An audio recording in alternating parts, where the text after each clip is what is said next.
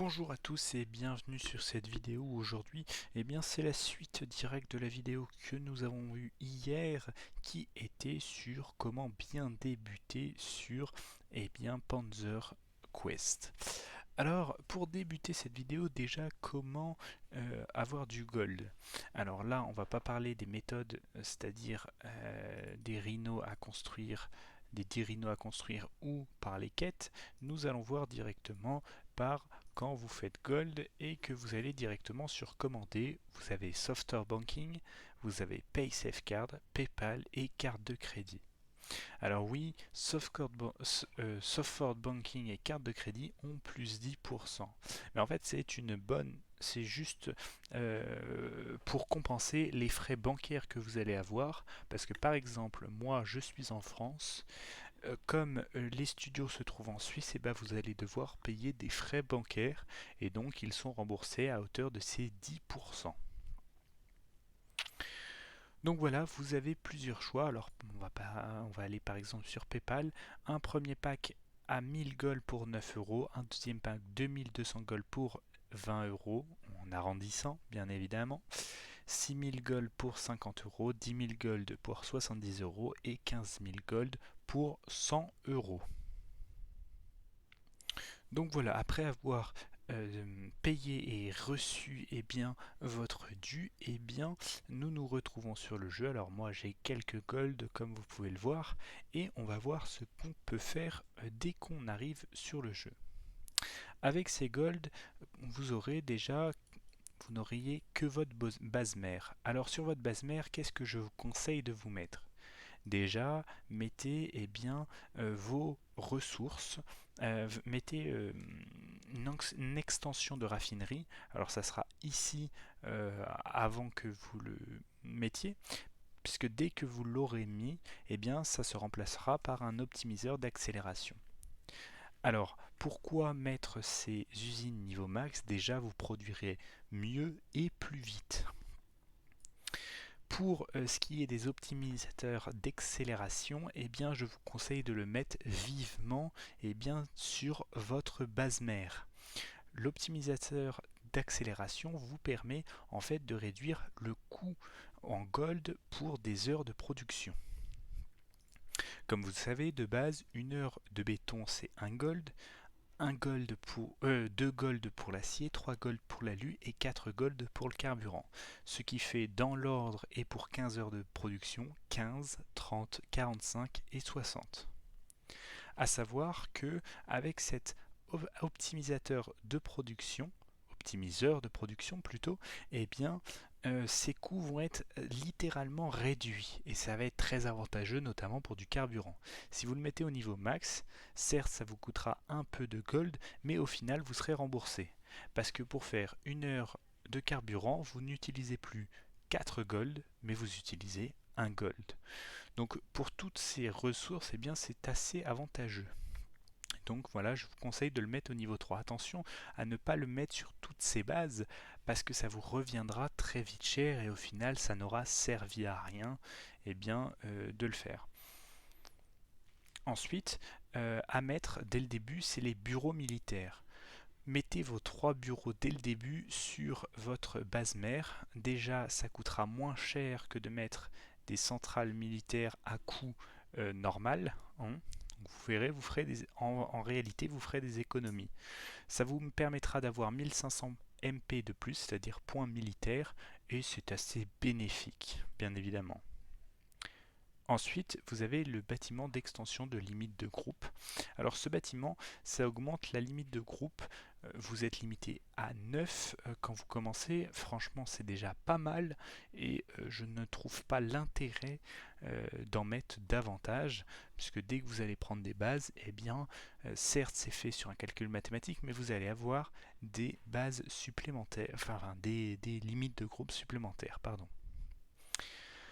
Ensuite, vous avez les 3 basiques, je dirais, la centrale électrique qui fait office de ministère, qui permet notamment d'avoir plus de points d'énergie. D'ailleurs, il m'en manque un sur cette base, sur ma base mère. Ça, je vous conseille de les mettre au max sur votre base mère. Parce que votre base mère disparaît, donc c'est assez utile. et ça vous permet de pouvoir avoir plus de points d'énergie, les points d'énergie qui servent notamment à améliorer ces usines et à créer des défenses. Chaque défense coûte des points d'énergie.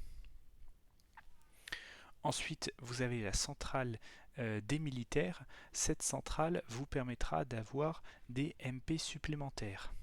Donc ça, au début, ils ne sont pas chers. L'offre est assez alléchante, mais très vite, ça va grimper pour arriver à 29 gold, qui est en fait le prix moyen, le prix maximal. Il ne pourra pas aller au-dessus. Voilà. Alors c'est assez utile et moi je vous conseillerais de les mettre tous sur votre base, surtout si vous avez pris un pack à 2200 gold, ça vous sera très utile parce que on n'en a jamais assez de points militaires, c'est toujours ça qui nous bloque. Ensuite, vous avez les commandants de base qui vous permettent d'avoir des bases supplémentaires sur votre carte. Vous êtes limité à 10 au début, je trouve que c'est déjà pas mal. Après, en fait, ne dépensez pas ça tout de suite, attendez un peu en fonction de savoir si vous allez avoir plus de bases que vous avez de points de base. Sur votre base mère, vous pouvez également améliorer la défense. Alors, la défense, il y en a 12. Moi, j'ai choisi, et c'est quasi ma norme sur chaque base, c'est de les mettre niveau 5. C'est une défense plutôt pas mal. Votre base mère, de toute façon, disparaît, mais quand elle est là, vous pouvez la défendre. Ça, c'est vous qui voyez. Moi, je conseille de la mettre 5-6. C'est plutôt bien, et ça coûte moyennement cher par rapport à la mettre niveau max qui vous coûtera vraiment très cher. Ensuite, vous avez les trois radars qui sont disponibles. Vous avez le radar qui vous permet de voir plus loin.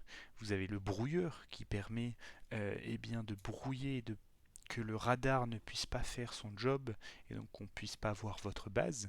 Donc il y a trois types de brouilleurs, comme trois types de radars en fonction de la portée qu'elle va avoir. Et enfin, vous avez la détection. Ça, c'est un radar unique avec un niveau qui permet de reconnaître les unités cachées.